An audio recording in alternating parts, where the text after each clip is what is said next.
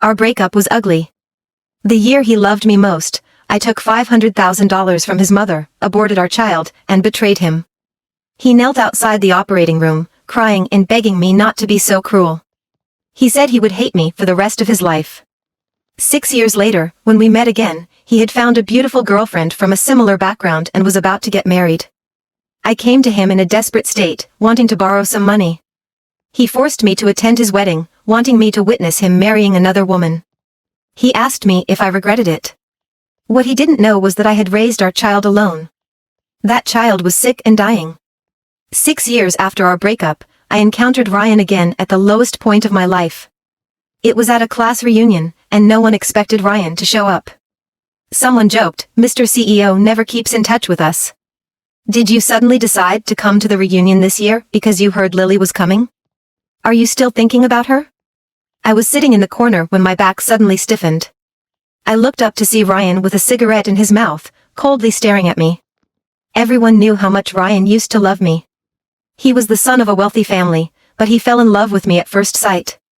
That year, he cut ties with his family for me, giving up power and money, desperately wanting to be with me. We lived in a tiny rented apartment, sharing the same bowl of instant noodles and porridge. Life was hard, but we were happy. Every passionate night, we held hands tightly, vowing to be together forever. Until later, when I got pregnant. His mother offered me $500,000 to abort our child and leave him. That day, Ryan knelt outside the operating room, banging furiously on the door. Over and over again, he cried and begged me, "Baby, baby. I'll work hard, earn money, support our family. I'll definitely earn many, many times $500,000, all for you to spend, okay? I'm begging you, don't leave me, and don't give up on our child." I lay on the operating table, biting my lip hard to keep from crying out. Separated by a small door, I heard Ryan say he would hate me for the rest of his life. No one knew how ugly things got when Ryan and I broke up. Someone pushed me towards Ryan, laughing and asking him, "Mr. CEO used to love Lily so much he'd give up his life for her. How could you bear to let her go?" Everyone was clamoring for us to get back together. Ryan's friend glanced at me, smirking, and suddenly spoke up, "What kind of woman can't Mr. CEO get? Who does Lily think she is? Why should my bro be hung up on her?" He said there was a woman who had been with Ryan for 3 years. That woman was gentler than me, prettier than me, more suitable to be Ryan's girlfriend. Ryan had been dating her for 3 years. His friends all called that girl sister-in-law, and it was said they were about to get married. All the laughter and noise stopped, except for Ryan's friend who was still smiling, inviting everyone to attend Ryan's wedding. He tossed the invitation over, throwing it in my face and landing in my lap.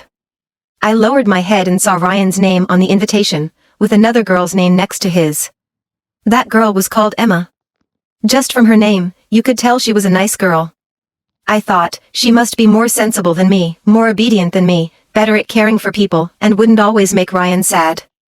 6 years without seeing each other, and upon this reunion, knowing that Ryan was doing well was good enough.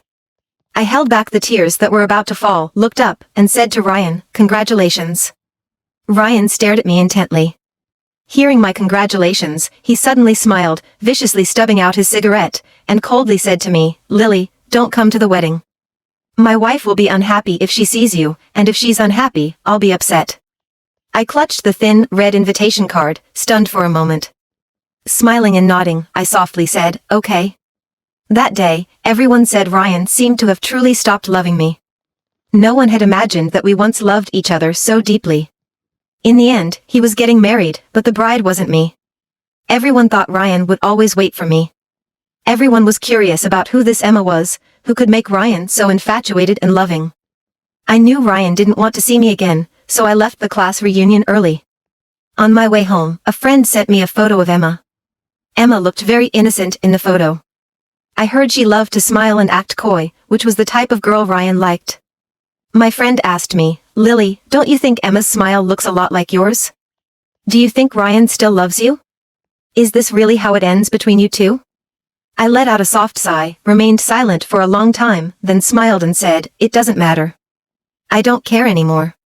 I didn't want to get entangled with Ryan anymore. I thought he would never know that I had secretly given birth to our child, hiding it from everyone. That child was sick and was about to die.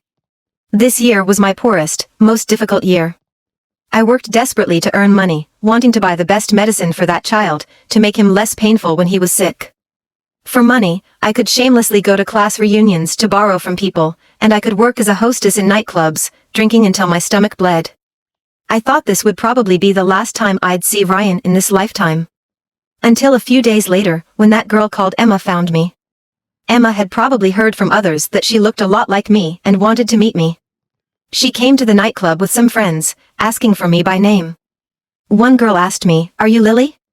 The one who was Ryan's first love?" Her eyes were full of contempt as she looked at my heavy makeup, as if saying I was dirty. I clenched my fists, holding back my temper to avoid trouble, and only asked if they wanted to drink.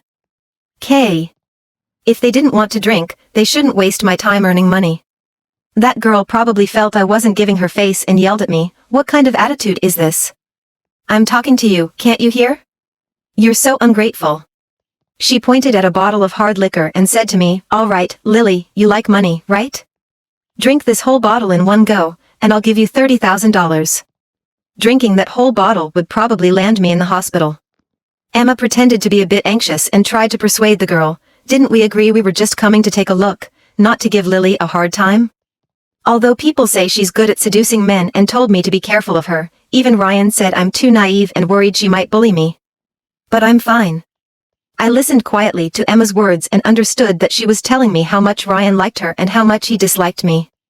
I smiled without saying anything, only asking her friend, "So, you said if I drink this whole bottle, you'll give me $30,000, right?" Then I grabbed the bottle from the table and started chugging it. Everyone was stunned, not expecting that I would risk my life for money. Emma grabbed my hand, gently trying to persuade me, "Lily, how can you abuse yourself like this for money? As women, we should know what shame is."